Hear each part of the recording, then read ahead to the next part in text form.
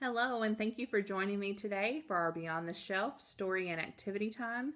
My name is Mary Ann Wright, and I'm a 4-H area educator for Lincoln University Cooperative Extension. Today's book selection is The Rabbit Listened. And I chose this book today because it deals with feelings, and especially with feelings when things don't go our way, when something goes wrong.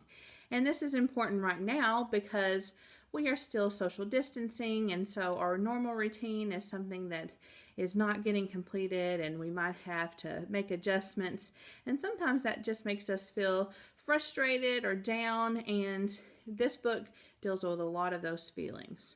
So let's go ahead and get started with today's book. Again, the book is called The Rabbit Listened by Cori Doerrfeld. One day, Taylor decided to build something. Something new. Something special. Something amazing.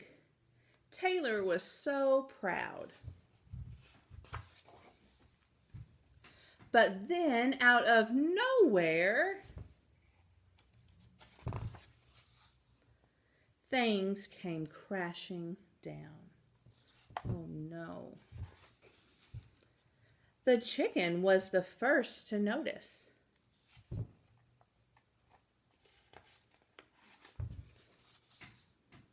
Cluck, cluck, what a shame! I'm so sorry this happened. Let's talk about it. Cluck, cluck. But Taylor didn't feel like talking, so the chicken left. Next came the bear. Roar, roar, that's horrible. I bet you feel so angry. Let's shout about it. Roar, roar, roar. But Taylor didn't feel like shouting, so the bear left.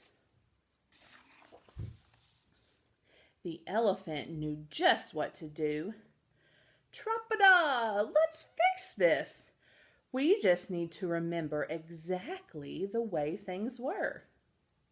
But Taylor didn't feel like remembering, so the elephant also left. One by one they came. The hyena, hee hee, let's laugh about it. The ostrich, gulp, let's hide and pretend that nothing happened. The kangaroo, tis, tis, what a mess. Let's throw it all away. And the snake, let's go knock someone else's. But Taylor didn't feel like doing anything to anybody. So eventually, they all left. Until Taylor was alone. In the quiet, Taylor didn't even notice the rabbit, but it moved closer and closer until Taylor could feel it was warm body. Together they sat in silence until Taylor said, "Please stay with me." The rabbit listened. The rabbit listened as Taylor talked. The rabbit listened as Taylor shouted. The rabbit listened as Taylor remembered and laughed. The rabbit listened to Taylor's plans to hide, to throw everything away, to ruin things for someone else. Through it all, the rabbit never left. And when the time was right, the rabbit listened to Taylor's plan to build again. "I can't wait," said Taylor.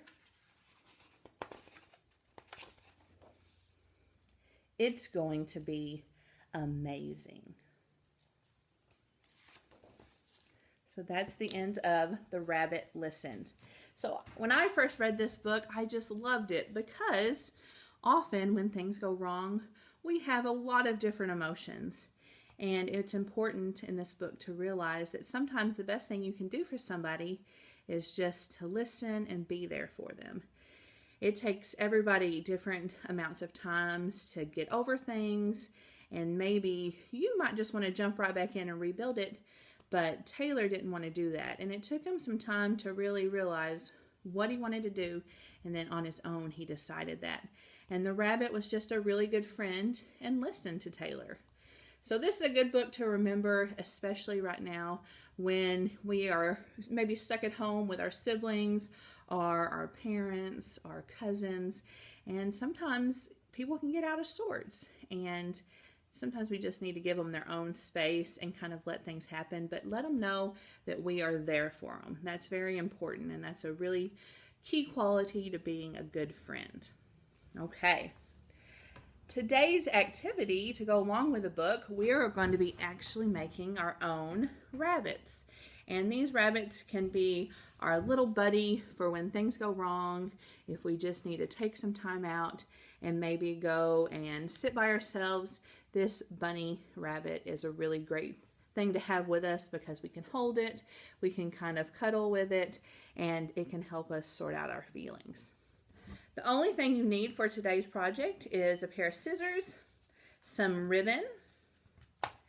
You're also going to need a rubber band. If you don't have a rubber band, you can use a hair tie or even a string.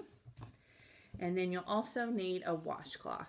So I just have a white washcloth here that I'm going to be using. Okay, I'm going to tilt my camera a little bit so you can see what I'm doing to make my own washcloth rabbit. So here in front of me, I'm going to go ahead and lay out my washcloth.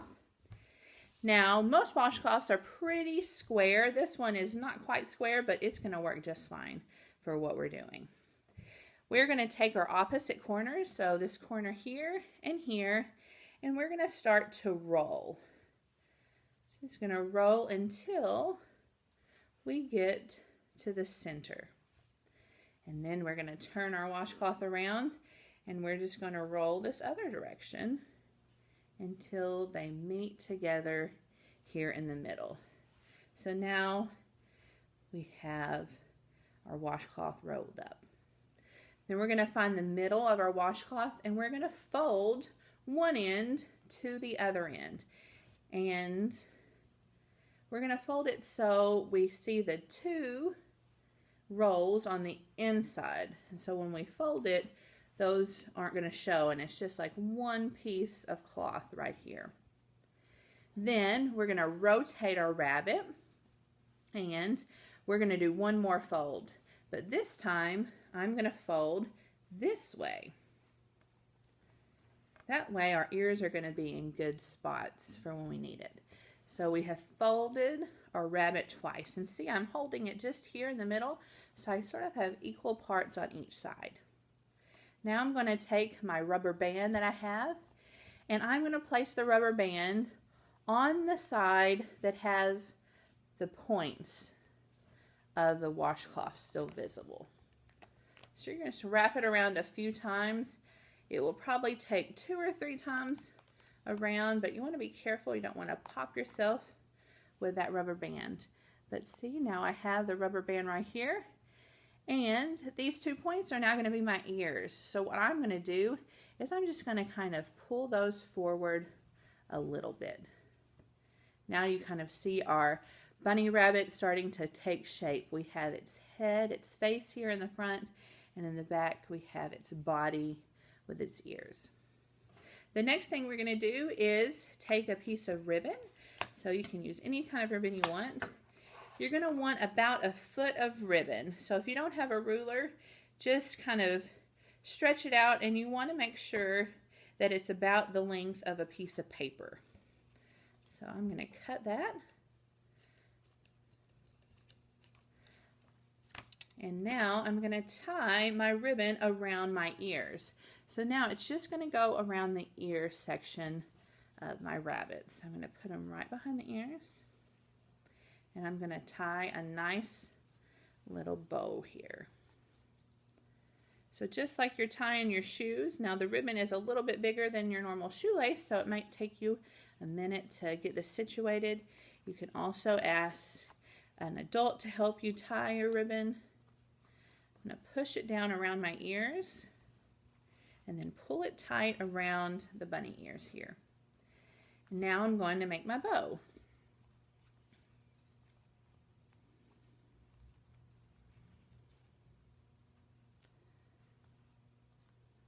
Again, your fingers might be even better than mine at this because they're smaller. You can get a good grip. So I'm just going to pull my bow and sort of adjust it until it looks exactly how I want it to look. So I did one earlier and I fixed the bow. I kind of had to pull it and work it around a little bit until it looked exactly how I wanted to. But then I got the perfect bow and I cut off to make my two ends of my ribbon equal. And I cut them at an angle. You see how it kind of goes to a point? And that sort of makes it look more finished and makes a nicer looking bow. So that's a trick there. Now, I like my bunny just to finish just like this. I think it's cute. I think you can tell it's a bunny rabbit even though it doesn't have a lot of features. But if you want to add things like a tail and some eyes and a nose, you can do that. And if you have googly eyes or something like that, you can use them to place and just use a little bit of glue. Hot glue would probably work best for that. And when you do this, you're probably not going to be using your washcloth again. So that's another reason I don't like to go ahead and glue on anything, because I always like to be able to use these washcloths if I need to. And then you can always make a new bunny rabbit. But if you want to add eyes, you can, and also a nose and tail. If you have a pom-pom, those work really well. If you don't, I just used some yarn here. I just wrapped it around two of my fingers and tied it in the middle, and then I snipped all the loops, and it kind of made this little yarn pom-pom. And so with that, you could again glue it to the tail of your bunny rabbit to make it look a little bit more like a rabbit if you would like. So that's a fun thing. Another thing that you can do is to make this into an ice pack holder. And this is another reason I like this bunny rabbit, because it can just be a comfort when we're feeling upset, but it can also be a comfort if we've hurt ourselves or something. And sometimes when we do that, we have to put a piece of ice or an ice pack on a boo-boo. And this bunny rabbit can be a nice little holder, because we don't want to put the ice directly on our skin, because it's so cold that it could even damage our skin and it could make it even worse. So we always want to put a piece of cloth between the ice and our skin. So I'm going to show you how to do that really quick. It's the same thing as before, but this time I have 2 ice cubes in just a Ziploc bag. So I zipped them in there. I tried to get all the air out of the Ziploc bag so it could just make a nice little bundle there. So again, I'm going to roll both corners of my washcloth towards the middle. And then when I get to this point, I'm just going to leave a little bit of a gap this time. And that's where I'm going to put my ice pack. So I'm just going to place it right there in the middle and then roll right over that ice pack. So now it's in there and it's rolled. And then same thing, we're going to go ahead and fold our rabbit over, and then we rotate it, and then we fold it again. Now this time your bunny rabbit might have a little bit of a larger body because that ice is in there and it's taking up some more room. But I do it just the same way, pull my ears up, and now we have a bunny rabbit again, but now his body is an ice pack. So if you have a boo-boo, you can go ahead and put that on there. And this is great because it actually keeps the ice secure. Sometimes if we just wrap it up in a piece of paper or a piece of cloth, it can slip out, and sometimes that liquid, the water, might run out of the bag. But this washcloth actually will absorb any of that water that accidentally gets out, and it's great for just putting on any kind of cut or scrape or sprain, and it just is so cute. So I hope you will make this cute little rabbit, washcloth rabbit, and I hope you enjoyed the story today. But remember that when things go wrong, it's not a good idea to really push people. Sometimes they just need to take their time and kind of process everything, and that includes us. So this is a great book to teach us some of those skills about how to deal with things when things go wrong, because that's just the way the world is. Sometimes things go wrong, and we just have to kind of pick up the pieces and deal with it in one way or the other. So maybe this washcloth rabbit can help you. Okay, thank you so much for joining me today. I hope you tune back in next week when we have another book. And then also tomorrow and Wednesday, we will be having some online programming videos. We'll be making some really fun things and doing some experiments. So come on back and join.